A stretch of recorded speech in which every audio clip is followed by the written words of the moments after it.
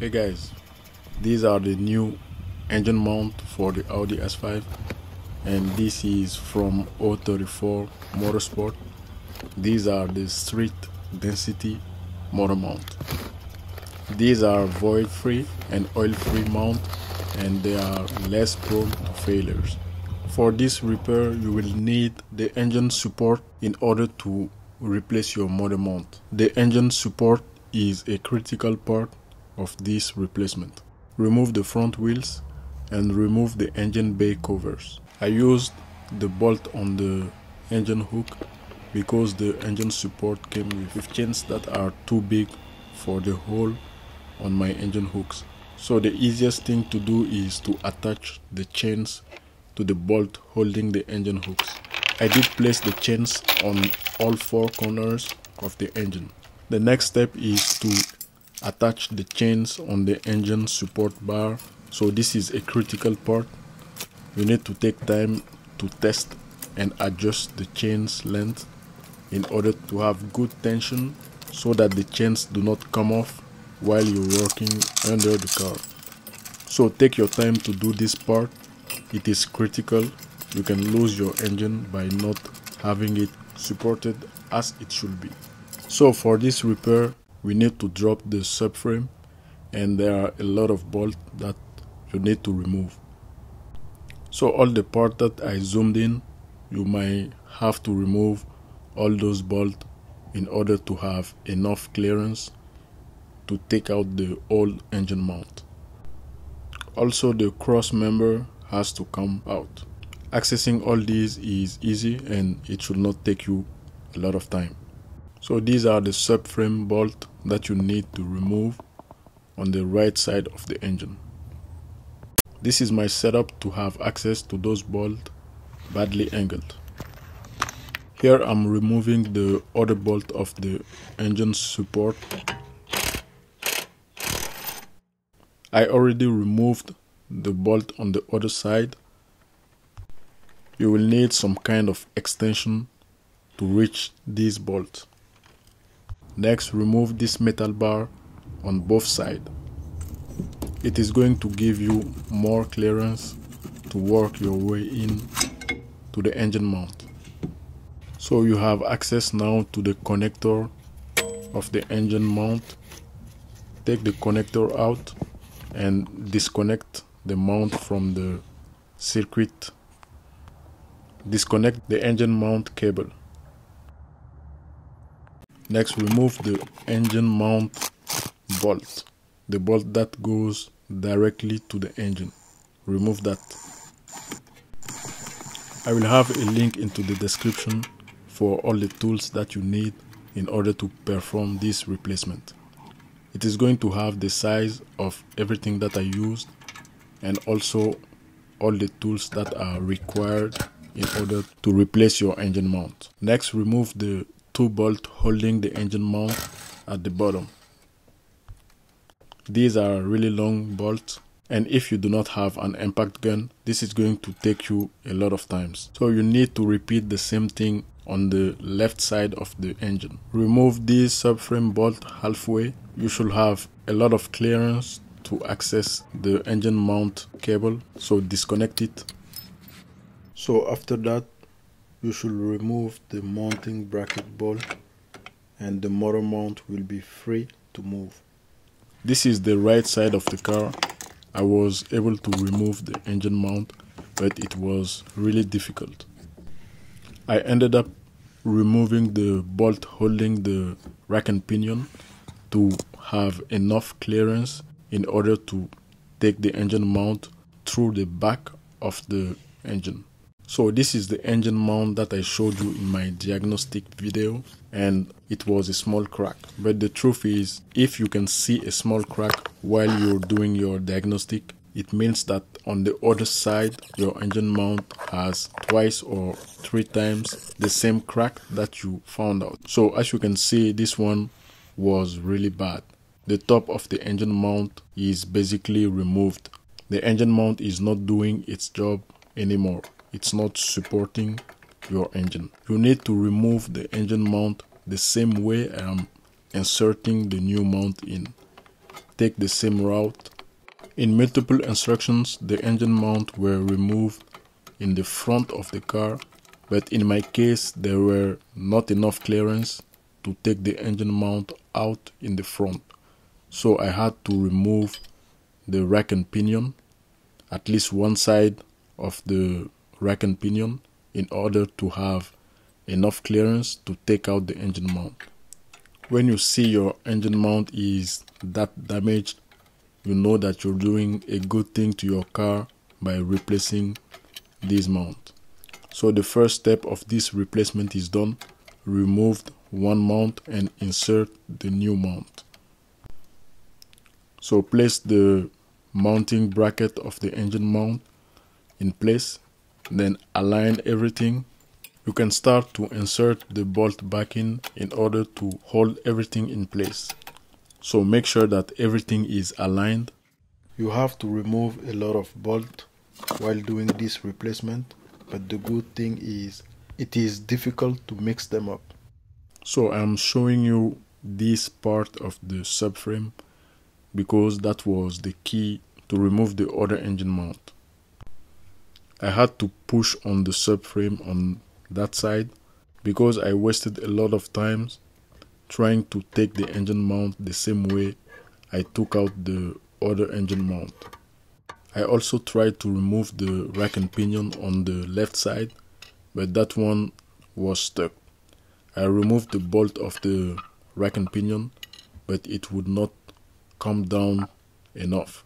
It was stuck in the subframe, so I could not use the same technique that I used to remove the engine mount.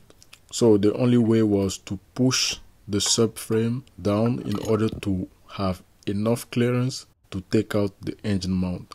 Basically everything that I was doing before, I was doing it alone, but for this part you need someone to push down on the subframe so that you can remove the engine mount. One other thing that I did to lower the subframe enough was to remove the steering column. You need to remove that in order to lower the subframe enough. If you do not remove that, you risk to damage your rack and pinion. And nowhere on the internet I saw a comment or something about a heat shield preventing from lowering the subframe. So this is the engine mount of the left side of the engine. This one was better than the other one. It had a small crack, but that's it. It was not damaged as much as the right side of the engine. The real problem that I had was the heat shield. The heat shield is attached to the subframe and I did not know that it was. So carefully look at your heat shield and make sure it is not in the way while you're lowering your subframe. Reinserting the engine mount on the left side of the engine was not easy like on the right side of the engine. If you lower the subframe enough, you should have enough space to insert the engine mount in and continue your repair. So take your time to insert the engine mount in and do not forget to add the mounting bracket. Then align everything to make sure that all the bolts go in the right way. Also try to put the cable aside so that you have enough clearance to connect the cable of the engine mount and it is not exposed when you start to raise the subframe. So this step, insert all the bolt in the same way that I told you on the other side in order to hold everything in place. After you've inserted all the engine mount, time to raise the subframe. Also periodically check your engine support bar to make sure everything is in place the right way that you had it before you start the repair. So this is the kind of clearance that you want to see between the oil pan and the subframe. And also you do not have to remove that bolt. I removed it, but it did not help me in any way. So make sure you support the subframe, because while I was doing this I had a little problem where the engine support bar nearly fell and everything will have gone south. So it's time to put all the bolt of the subframe in. You need to start to insert the bolt halfway in so that you can align the subframe the right way. Having the bolt halfway will help you control the clearance on both sides of the subframe so that it is not misaligned. So insert the bolt in halfway in one side, then go on the other side.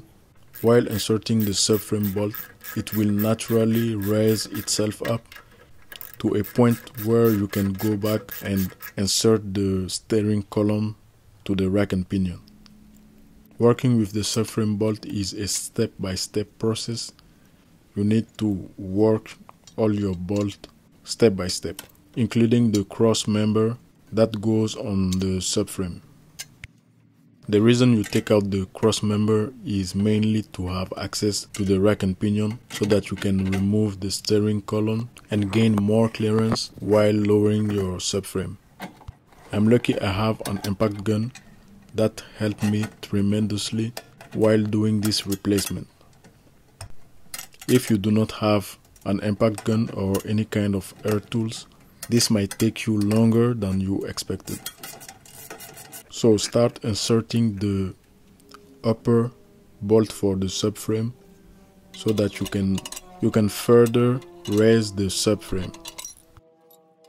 So do the subframe bolt one at a time on one side, then go on the other side so that you can align the subframe correctly so that you will not have problem in aligning the engine mount main bolt.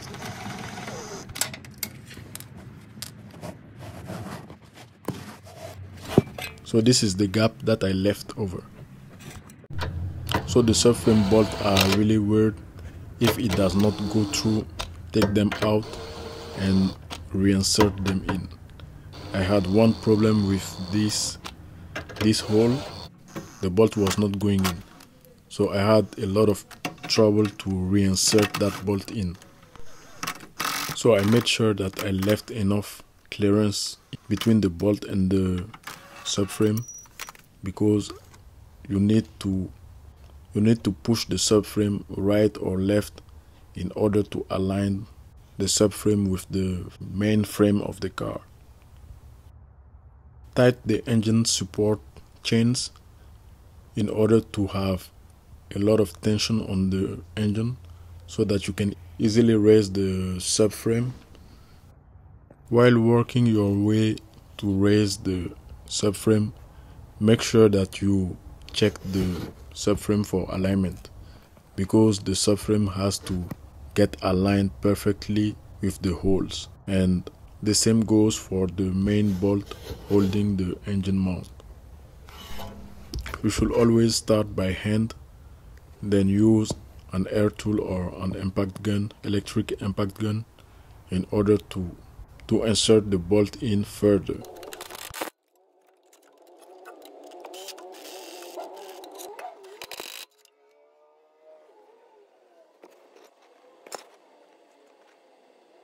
So here I'm inserting the engine mount bolt, the main bolt holding the engine mount to the engine.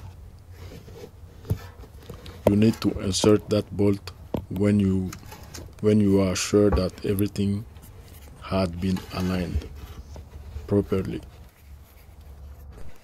You can look through the small hole of the engine mount to see if it is aligned with the engine. So do the same for the other side, then start inserting the bolt by hand. You do not want to go over a thread and damaging the threadings. So please make sure that you inserted all the engine mount main bolt all the way in. If you are not sure that it's all the way in, just remove it like I did here and reinsert it back in. If you like these repair videos, you know what you have to do. Subscribe to our channel. So this is my setup in order to have the right number of torque on this bolt. It is necessary because if not, you will not know if the bolt is all the way in. Also, you do not want to over torque all of this bolt. Insert back these metal bars. Also, you need to remove the sway bars. It is either you remove the sway bar where I removed them, or you can remove the sway bar where you have the suspension component. So here I'm tightening the rack and pinion bolt that I removed in order to have access to the right engine mount. Insert the sway bar in, add all the necessary bolt, then use your air tools or your electric impact gun to tighten everything.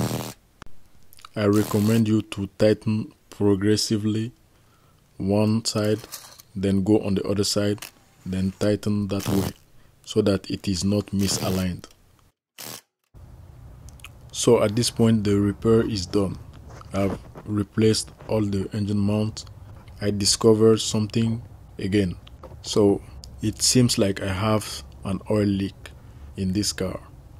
After you inserted all the bolt of the subframe, torque everything, you can proceed by removing the chains on the engine support bar. So the repair is done. The car has new mount.